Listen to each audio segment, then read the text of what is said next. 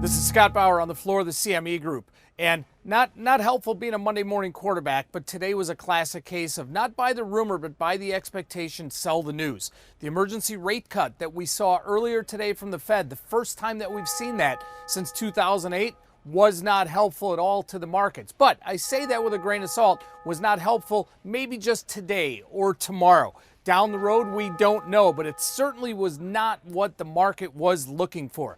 The Fed does meet in 2 weeks. Maybe there's going to be another cut as well, but the move today certainly put the Fed ahead of other central banks who are expected, after leaving the G7, to come through with their own monetary policies, whether they're rate cuts or some sort of fiscal stimulus.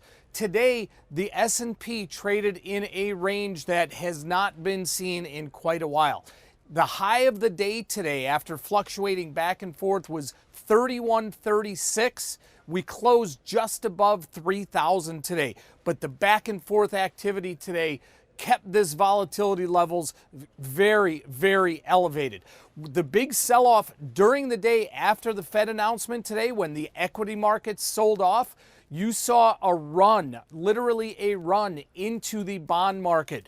Record lows on the 10-year yield, down below 1%. And that, when we saw the bonds rallying and rates absolutely getting smashed below 1%, that's when we got the big equity sell-off during the day today. In addition, gold jumped 3% today to $16.44. All in all, end of the day today, the S&P lost about 2.5%. NASDAQ lost 2.8%.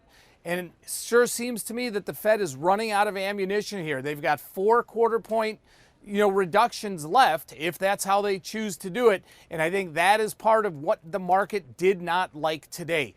S&P option stats, E-mini option stats yesterday, obviously very, very busy, as today was as well. 1.56 million contracts traded yesterday, 63% on the put side. Volume leaders, the March 2,700 puts traded 53,000. The March 2,600 puts traded 44,000. March 2,900 puts, 29,000. And then September 2,500 puts, 26,000. Now, with the volatility that is in the marketplace, the level of volatility we have right now, ES options are pricing in a move between now and the end of the day Friday, 3 days of $125. This is one of the largest moves that I have seen priced in a very, very long time. Scott Bauer on the floor of the CME Group.